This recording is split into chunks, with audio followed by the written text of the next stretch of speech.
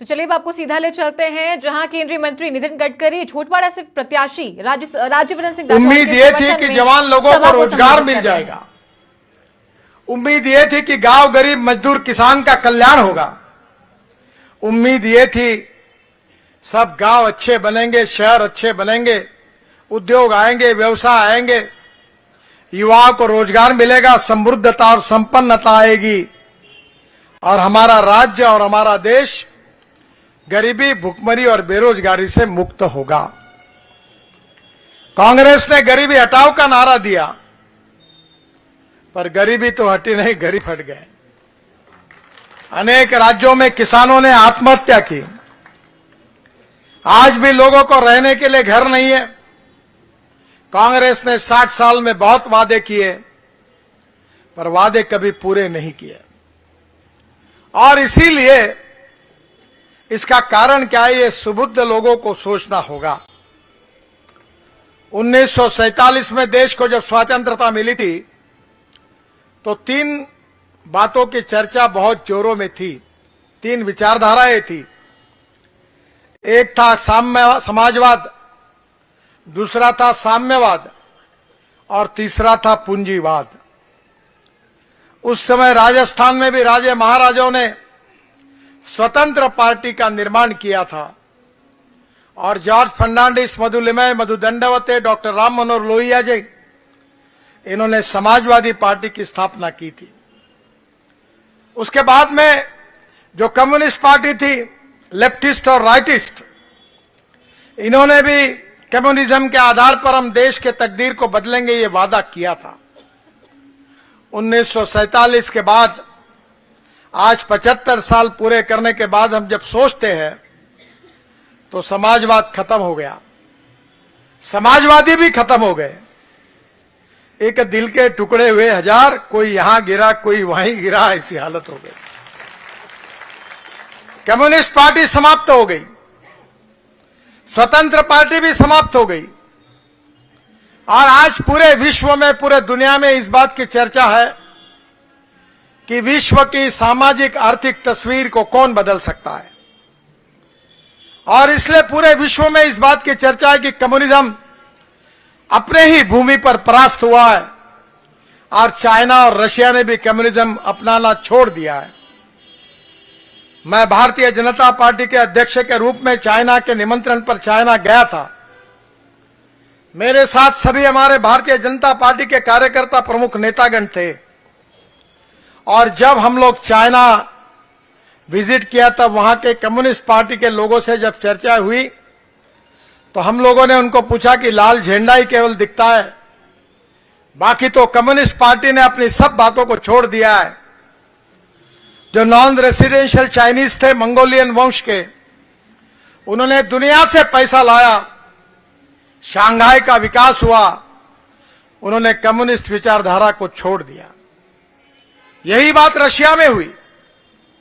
और आपको कभी मौका मिलता है, हंगेरी अब जाएंगे आप, जो जो यूरोपियन देशों में कम्युनिस्ट पार्टी का राज था उन देशों में जाओगे, ऑस्ट्रिया में जाओगे, स्विट्जरलैंड में जाओगे, जहां जाओगे वहां आपको एक चीज देखने के लिए मिलेगी कि कम्युनिस्ट पार्टी के जितने थिंकर थे, विचारवंत थे, उनकी प्रतिमाओं को उखाड़ उखाड़ कर एक गार्डन में कोने में रख दिया है।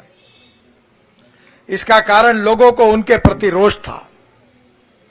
और ऐसे समय भारतीय जनता पार्टी पर राजनीतिक नेताओं को मिसा के अंदर जेल में बंद कर दिया, न्याय व्यवस्था को उद्ध्वस्त कर दिया, मीडिया पर नियंत्रण लाए।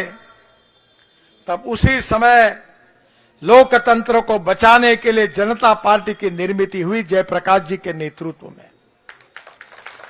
मुझे याद है मैं 1975 में पहली साल महाविद्यालय में गया था।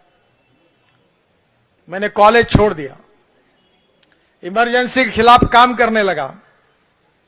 मेरे घर वाले बहुत नाराज थे, उनकी इच्छा थी कि मैं इंजीनियर बनूं, पर मैंने परीक्षा दी और मुझे 52% ही मार्क मिले और मुझे साइंस ग्रुप में 49.26% मिले, जिसके कारण मैं इंजीनियरिंग के लिए डिस्क्वालीफाई हो गया। तो इमरजेंसी ने और जनता पार्टी ने मेरा बहुत नुकसान किया, ऐसा मेरे बहनों को और मां को लगता था। पर मेरे उनके आशीर्वाद मेरे साथ थे। मैं इंजीनियर नहीं बना, पर आप मुझे 7 यूनिवर्सिटी की डॉक्टरेट डीलिट्स मिल गई और वर्ल्ड में 7 रिकॉर्ड हुए, वर्ल्ड रिकॉर्ड। तो मुझे पछतावा नहीं है, पर मैं उस समय अपने कार्यकर्ताओं को देखता था और मुझे खुशी है कि जनता पार्टी के बाद देश में लोकतंत्र बचा, पर जनता पार्टी चल नहीं पाई। दुर्भाग्यवश भारतीय जनता पार्टी का निर्माण हुआ और हमारी पार्टी की परिस्थिति 1980 में अटल बिहारी वाजपेयी भी चुनाव हार गए। तब लोग ये कहने लगे कि अटल बिहारी वाजपेयी और अडवाणी जी को देखकर बोलने लगे, हम लो हमारे दो, क्योंकि हमारे 2 सांसद चुनकर आए थे। पर मुझे खुशी है कि कार्यकर्ताओं ने अपने विचारों पर श्रद्धा रखकर, जीत हो या ना हो, जीत हो या हार हो, हम चलते रहेंगे, यही अटल जी का संदेश था। उसके आधार पर हम कार्य करते रहे। अटल जी के नेतृत्व में हमारी सरकार आई और बाद में 2014 में मोदी जी के नेतृत्व में हमें पूर्ण बहुमत मिला। ये जो इतिहास था, ये इतिहास कार्यकर्ताओं ने बनाया हुआ इतिहास है। हमारी पार्टी ये मां बेटों की पार्टी और पिता पुत्रों की पार्टी नहीं है। प्रधानमंत्री के पेट से प्रधानमंत्री नहीं पैदा होता है, एमपी के पेट से एमपी पैदा नहीं होता, मुख्यमंत्री और मंत्री के पेट से मंत्री नहीं होते। मैं तो एक मामूली कार्यकर्ता था, पोस्टर चिपकाता था, मेरा हैंडराइटिंग बहुत खराब था, तो चूना लगाने का, काले दीवार पर चूना लगाने का काम करता था। मैंने अपना बायोडाटा कभी नहीं छापा, किसी के गले में हार नहीं डाला, कटआउट तो मैं खुद का भी नहीं लगाता और किसी का भी नहीं लगाया। फिर भी मैं इसलिए इस पार्टी का दिल्ली आकर पार्टी का अध्यक्ष बना। मुझे दिल्ली मालूम नहीं थी, पर दिल्ली आकर मैं अध्यक्ष बना। तब मैंने कहा था कि जिस कुर्सी पर अटल बिहारी वाजपेयी बैठे, उस कुर्सी पर बैठने का मुझे मौका मिला। और इसका कारण क्या है? इसका कारण ये पिता पुत्र और मां बेटों की और परिवारवाद पर चलने वाली पार्टी नहीं है, ये कार्यकर्ताओं की पार्टी है, ये आपकी पार्टी है, ये इस पार्टी की विशेषता है।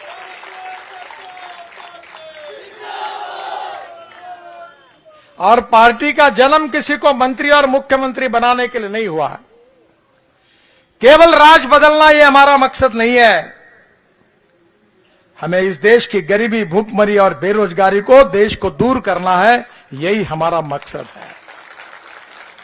जो समाज का आखिरी व्यक्ति है, उसके साथ न्याय करना ही हमारा मकसद है, यही हमारी विचारधारा है। और इसलिए हमने 2014 में यह तय किया कि इस देश की गरीबी दूर करनी है तो उद्योग आने चाहिए, व्यापार बढ़ना चाहिए, निर्यात बढ़नी चाहिए, इस देश में किसान की आमदनी बढ़नी चाहिए, युवाओं के हाथों को रोजगार मिलना चाहिए, तब समृद्ध और संपन्न हिंदुस्तान बनेगा। पर उद्योग अगर बढ़ाने हैं, अगर खेती में अगर विकास करना है तो पानी और बिजली लगेगी। उद्योग अगर बड़े करने हैं, व्यापार को बढ़ाना है तो पानी चाहिए, रोड चाहिए, बिजली चाहिए, कम्युनिकेशन के साधन चाहिए, water, power, transport and communication. मुझे याद है अटल बिहारी वाजपेयी जी प्रधानमंत्री थे तो मैं मुंबई में था, मैं मंत्री था। आप कभी मुंबई जाओगे तो समुद्र में एक बहुत बड़ा ब्रिज बना है, वर्ली बांद्रा सीलिंग प्रोजेक्ट, वो बनाने का सौभाग्य मुझे मिला। मैंने 55 फ्लाईओवर्स, उड्डान पुल मुंबई में बनाए और उस समय मुंबई और पुणे के बीच में एक एक्सप्रेस हाईवे का निर्माण किया था।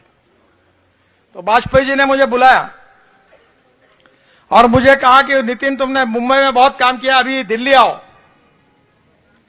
और इस देश के गरीब लोग जो